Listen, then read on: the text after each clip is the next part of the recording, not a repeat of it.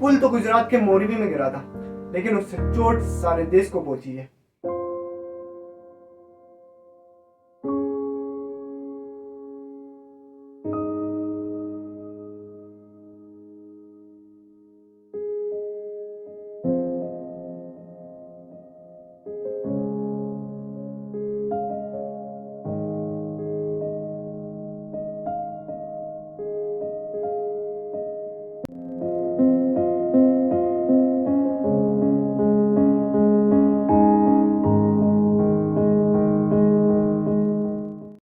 लगभग 150 से ज्यादा सब निकल चुके हैं, लेकिन ये गिनती कहां तक जाएगी?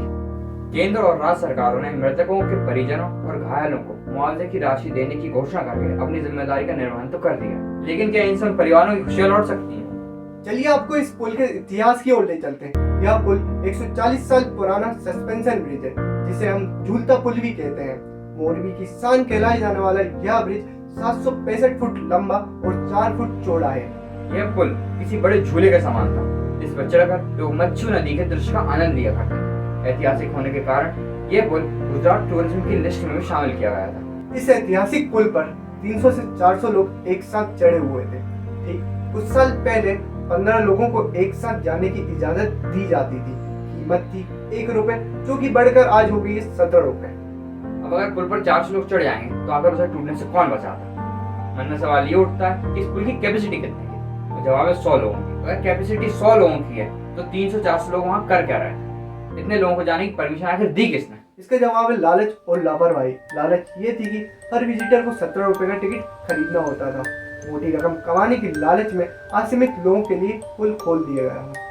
लापरवाही ये हुई कि ना तो ये पता करने की कोशिश की गई कि जो पुल पिछले 7 महीने से मरम्मत में चल रहा है वो उपयोग के लायक हुआ है या नहीं, और इतने सारी भीड़ को एक साथ पुल पे जाने के लिए किसी की परमिशन की जरूरत है या नहीं। सोचने की बात यह है कि इस पुल का ठेका एक ऐसी कंपनी को दे दिया गया जिसका काम घड़ियां और ई साइकिल बनाने का है। 15 साल के इस ठेके के तहत ओरेवा ग्रुप नामक कंपनी को इस पुल के रखरखाव, सुरक्षा, संचालन और टिकट विक्रय की जिम्मेदारी मिली थी। बीते 7 महीने से पुल की मरम्मत का काम चल रहा था। गुजरात सरकार को भी इस काम के लिए 2 करोड़ रुपए देने थे, लेकिन कंपनी ने 26 अक्टूबर को ही इस पुल को खोल दिया था बिना किसी परमिशन के। यहाँ तक कि स्थानीय प्रशासन की भी अनुमति लेने की जरूरत ना समझी। मोरबी नगर पालिका के नेता और अफसरों का ये कहना कि हम इस घटना में कर ही क्या सकते थे, रखरखाव की सारी जिम्मेदारी तो कंपनी की थी। स्थानीय नेताओं और अफसरों का इस तरह का बयान देना जिम्मेदारी से पलड़ा झाड़ने के बराबर है। क्या ये अपराध नहीं? मोरबी पुल की देखरेख 2008 से अजंता प्राइवेट लिमिटेड कंपनी कर रही है, लेकिन इस साल 2022 में अजंता प्राइवेट लिमिटेड कंपनी नगर पालिका से एक एग्रीमेंट साइन करती है, जिसमें साफ साफ मेंशन था कि ओरेवा ग्रुप इस पुल की देखरेख, रखरखाव और संचालन के साथ साथ मरम्मत का काम भी करवाएगा।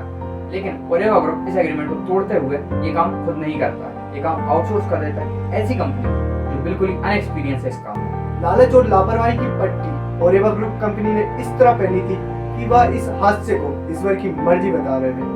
अब इन्हें बताओ कि मरम्मत का काम अगर एक अनएक्सपीरियंस कंपनी को दोगे तो इसे गलती है।